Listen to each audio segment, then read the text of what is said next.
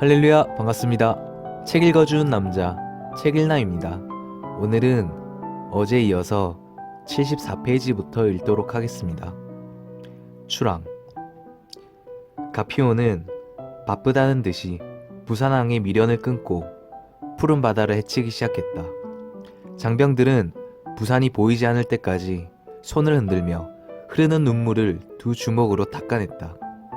결국 부산은 바다 너머로 사라지고 말았다. 이제는 다시 볼 수 없는 얼굴들, 환상으로, 꿈으로, 사진으로밖에 볼 수 없는 얼굴들이 되고 말았다. 우리가 탄 배는 대한해협을 지나 대만 앞바다와 남쪽 바다를 지나서 베트남 땅으로 쭉쭉 헤엄치기 시작했다. 파도가 산더미처럼 밀려올 때면 물이 가판까지 올라와 배가 그 파도에 묻힐 것만 같았다. 그래도 끄떡없이 이 무거운 쇳덩어리가 이 엄청난 대병력을 싣고 그렇게 파도가 높은데도 잘 헤쳐갔다. 자연의 웅장함과 인간의 발달된 두뇌, 태평양을 횡단하는 거대한 군함, 모든 것이 웅장하고 신비하기만 했다. 육지라고는 손바닥만큼도 보이지 않고 온천지가 물바다였다. 그 넓은 바다에 얼마나 고기가 많은지 빈틈이 없이 다녔다. 고래, 상어, 각양각색의 크고 작은 고기들, 누가 잡아먹지 않으면 아깝게 늙어 죽지 않을까. 시골 농구석에서 미꾸라지만 잡아도 가슴이 출렁거려 으앗 하던 내가 큰 고기를 보니 가슴이 설레고 벅차지 않을 수가 없었다. 역시 사람은 태어나서 많은 것을 듣고 보는 것으로 얼마나 많이 깨치게 되는지, 얼마나 많이 배우게 되는지를 깨닫게 되었다. 넋을 놓고 바닷물을 쳐다보니 한 색깔만이 아니라 형형색색의 물결을 볼 수가 있었다. 자연의 신비함과 웅장함이었다.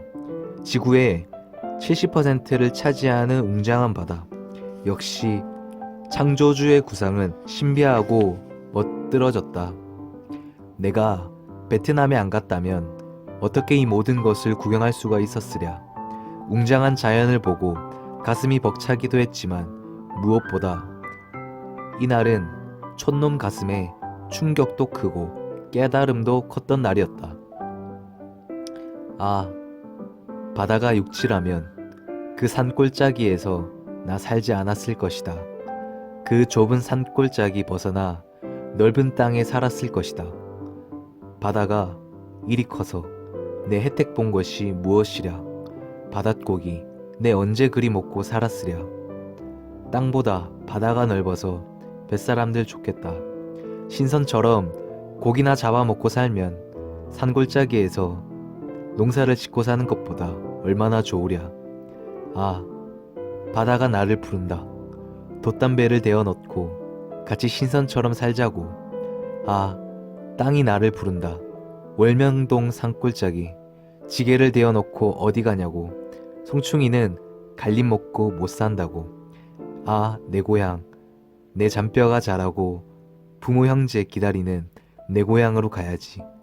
바다가 두둥실 날 띄운다 해도 내 어이 인생 앞날 단순하게 생각할 수 있을 소냐. 바다야, 내 사연 하늘 사연 묻힌 내 고향 월명동 바다로 만들 것이다. 인파의 바다로. 항해 중에 수만 톤의 쇳덩어리가 마치 상어처럼 바다 위를 쭉쭉 헤엄치게 만들었으니 참으로 인간의 지혜가 하늘까지 닿도록 발전했다. 배 안에는 층층 침대로부터 천장, 벽 모두 두꺼운 철판 인테리어였다. 식사는 양식이며 고급이었다. 평소 먹던 것과 비교할 수 없는 최고급 식사였다. 그리고 배 안에서는 청소를 철저히 시켰다. 반드시 철저한 검열을 받은 후 통과해야 청소를 끝내겠다. 검열은 미국 선원들이 하는데 바닥이나 벽을 손가락으로 쭉 닦아 훑어보고 더러운 때나 먼지가 나오면 절대 노였다. 전쟁터로 가는 몸이지만 태평양 바다를 항해하니 기분이 좋았다. 배 안에서 충분히 먹고 자유로이 갑판에 나가 푸른 바다와 지나가는 섬들과 각종 고기잡이 배들을 구경하니 황홀했다. 나는 난생 처음으로 넓고 푸른 바다를 항해했다. 나뿐만 아니라 대부분 나와 같다. 웅장한 푸른 바다에 상어떼와 고기떼, 파도 높이 나는 알치는 보는 사람으로 하여금 감탄케 했다.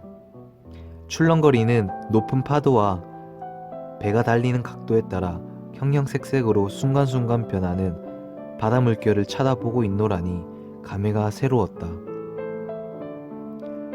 이 넓고 푸른 바다가 없었더라면 땅이 아름답지 못했으리라. 높고 낮은 산과 대지가 없었더라면 바다가 아름답지 못했으리라. 땅은 바다를 위해, 바다는 땅을 위해 존재하는구나. 땅은 남자, 바다는 여자, 대자연의 천생연분 한 쌍이로다. 서로 사랑하여 바다는 물고기를 낳고 땅은 육축을 낳는구나. 하나님이 창조한 대자연의 번성을 인간이 측량할 수 없구나. 아, 대자연의 순리적인 존재 법칙은 참으로 신비하고 아름답고 웅장하구나. 이를 구상하고 만든 창조주 하나님, 그 지혜와 지식이 깨닫는 자들로 하여금 감탄하게 하는도다. 밤이면 달빛과 별빛이 하염없이 부서져 내려 바다를 빛나게 하는 그 모습이 은은하고 그윽했다. 바다 위에서 바라보는 달은 육지에서 보는 것보다 더 황홀하게 마음을 사로잡았다. 역시 달은 어디에서 보나 분위기를 사로잡으며 하늘과 땅이 신비한 조화를 이루게 한다. 배 안에서의 식사는 인원이 많아 한 줄로 끝이 안 보이게 서서 긴 시간을 기다려야 하니 지루하기는 했지만 양대로 마음껏 먹을 수가 있어 좋았다. 전쟁터로 가는 몸 실컷 먹기나 하자는 듯이 병사들은 맛있게들 먹었다. 나라가 가난해서 그동안 항상 배를 다 채우지 못했던 군인들은 곱빼기로 식사들을 많이 할 수 있어 좋아했다. 그러나 식당에서는 예산보다 수백 명분의 식사량이 늘어나니까 수군거리기 시작했다. 철학자 스피노자는 내일 지구에 종말이 온다 해도 오늘 나는 한 그루의 사과나무를 심겠다라고 했다지만 병사들은 아무리 내일 죽는다 할지라도 배불리 먹고 하루라도 기분 좋게 살겠다는 모습들이었다.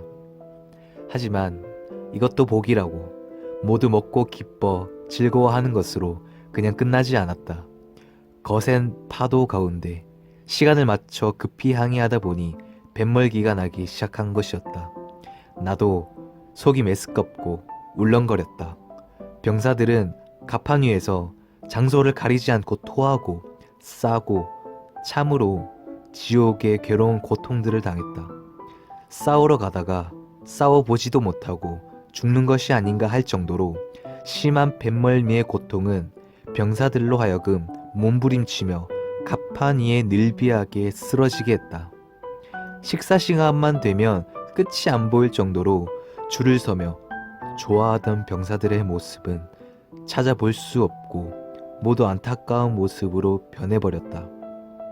결국 대처 방안으로 배의 속도를 조금 줄여주었다. 하지만 뱃멀미를 심하게 하는 병사들은 여전히 고통스러워하며 안타까운 모습을 보였다.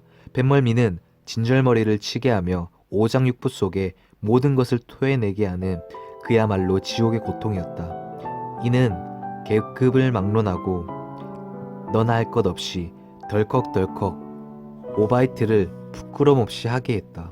갑판에서 쓰러져 쳐다보니 싱싱하게 돌아다니는 사람들이 있어 그들이 부러웠다.